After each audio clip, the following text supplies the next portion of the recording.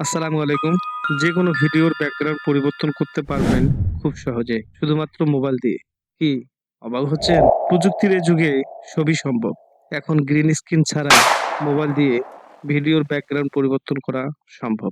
দেখুন magic. Click করার সাথে ব্যাকগ্রাউন্ড পরিবর্তন হয়ে গেছে।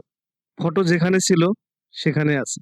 কিন্তু ব্যাকগ্রাউন্ড ঠিকই পরিবর্তন হয়ে গেল। ঠিক এই কাজটি আপনি করতে পারবেন মোবাইলে। তো চলুন কিভাবে ব্যাকগ্রাউন্ড রিমুভ করব তার অসাধারণ টেকনিক। এখন থেকে আপনি যেখানে মন চায় সেখানেই ছবি তুলুন। এই ভিডিও চলে যাবে সুন্দর সুন্দর স্টুডিওতে।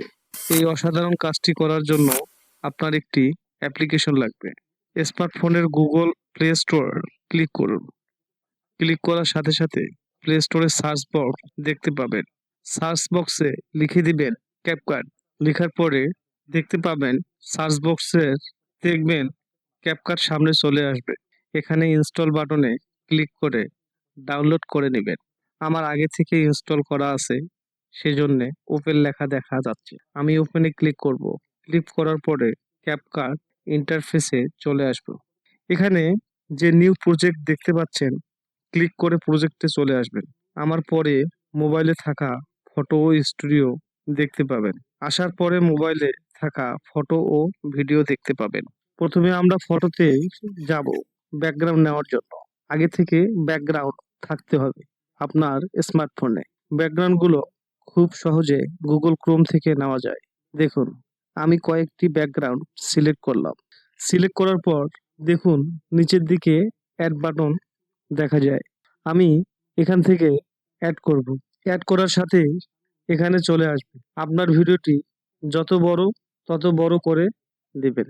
নিচে ব্যাকগ্রাউন্ডটিতে ট্যাপ দিলে দেখবেন ক্যাপকাট লেখা দেখা যায়।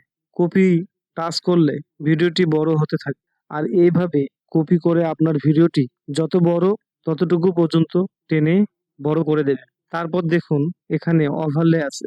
ওভারলেতে আসতে হবে। এখন ভিডিওতে অ্যাড করতে হবে। অ্যাড করতে অ্যাড ওভারলে টাচ করতে হবে। আসার পরে যে ভিডিওটা নিতে চান সেটাতে টাচ করতে হবে। আমি এই ভিডিওটার ব্যাকগ্রাউন্ড রিমুভ করব। ভিডিওটা ক্লিক করে অ্যাড করে নেব। নিচের দিকে দেখুন কিছু অপশন রয়েছে। তার মধ্যে আপনি কাট আউটে চলে যাবেন। কাট আউটে ক্লিক করবেন। তারপরে দেখবেন ব্যাকগ্রাউন্ড। ব্যাকগ্রাউন্ডে ক্লিক করবেন। একটু সময় লাগবে। 100% হওয়া পর্যন্ত সময় লাগবে। 100% হয়ে গেলে অটো রিমুভ হয়ে যাবে। অবশ্যই আপনার ফোনে ইন্টারনেট থাকতে হবে, কারণ ইন্টারনেট না থাকলে ব্যাকগ্রাউন্ড রিমুভ হবে না। এই দেখুন 100% হওয়ার পরে ব্যাকগ্রাউন্ড অটো রিমুভ হয়ে গেছে।